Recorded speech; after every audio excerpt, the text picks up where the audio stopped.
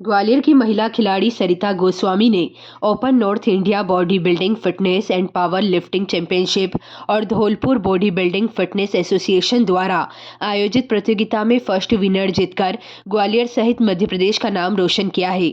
आपको बता दें, महिला खिलाड़ी सरिता गोस्वामी पिछले कई सालों से लगातार बॉडी बिल्डिंग फिटनेस के लिए लगातार ट्रेनिंग ले रही है।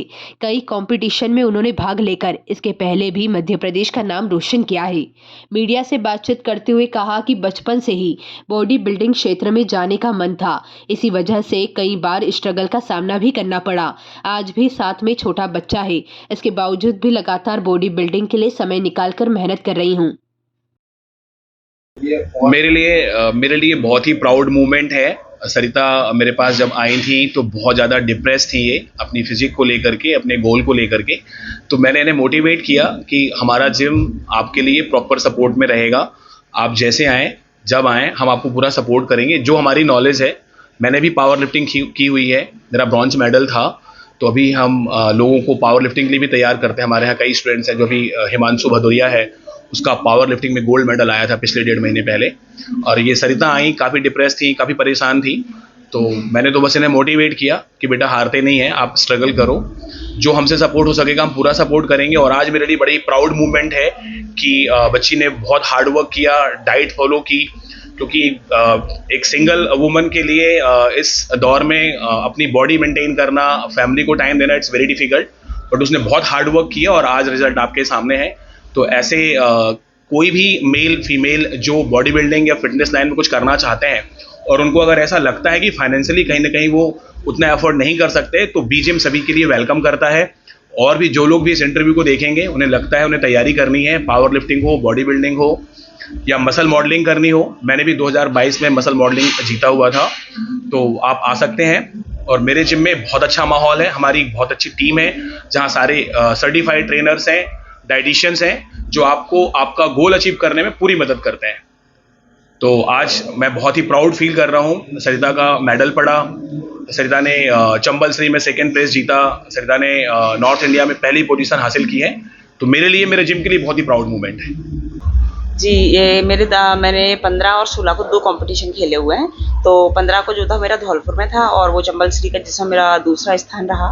और दूसरा कंपटीशन था मेरा नॉर्थ इंडिया, सो वो मेरा फतेहपुर सीकरी में था, आगरा, और उसमें मेरा फर्स्ट मेडल रहा।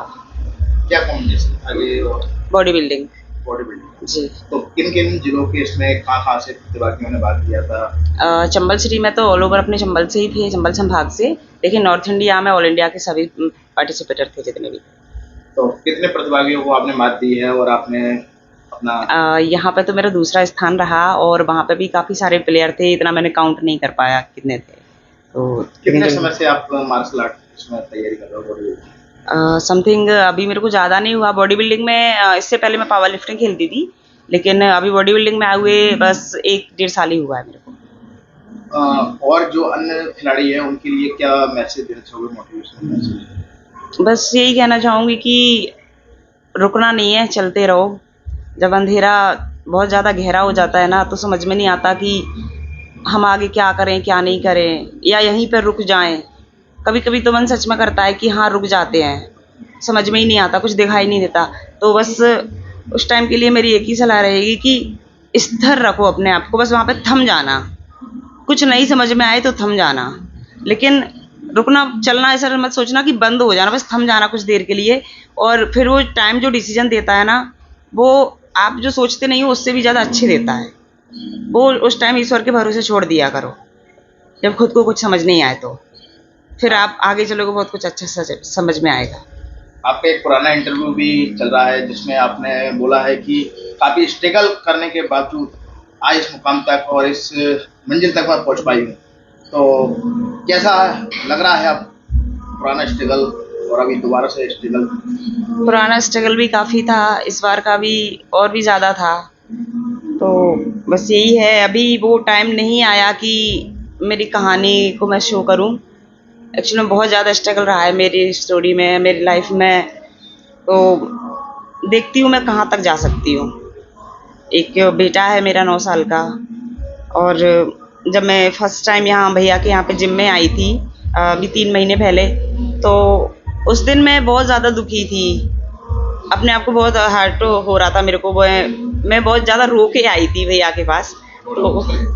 तो मैं उस दिन मैंने मेरा हेयर कट भी कराया था कि आज मैं सच में मेरी वो कंडीशन है कि मेरी समझ में ही नहीं आता कि मैं एक औरत हूँ कि नहीं हूँ। मैं सिर्फ एक ऐसा इंसान बन के रह गई हूँ जिसको समझ में ही नहीं आ रहा कि वो है क्या। मैं सिर्फ अपने बच्चे की माँ बची हूँ, इसके अलावा मैं कुछ भी नहीं हूँ। और जिस दिन मैं भैया के पास आई ना, लिटरली मेरे पास इतने पैसे नहीं थे कि मैं जिम की फीस अफोर्ड कर पाऊँ। तो लेकिन फिर भी मैं कुछ नहीं सोचा, मैंने अंधाधुंध सोच के मैंने कहा थोड़ा जैसा भी होगा मैं कर पाऊँगी तो कर दूँगी। लेकिन मैं जाती हूँ, मैं गई यहाँ पे आई और जस्ट भैया के यहाँ पे यहीं आके बैठी मैं। तो मेरा मतलब काफ़ी अंदर से हट गया, पता नहीं भैया ने मेरे को कैसे पहचाना, क्या किया।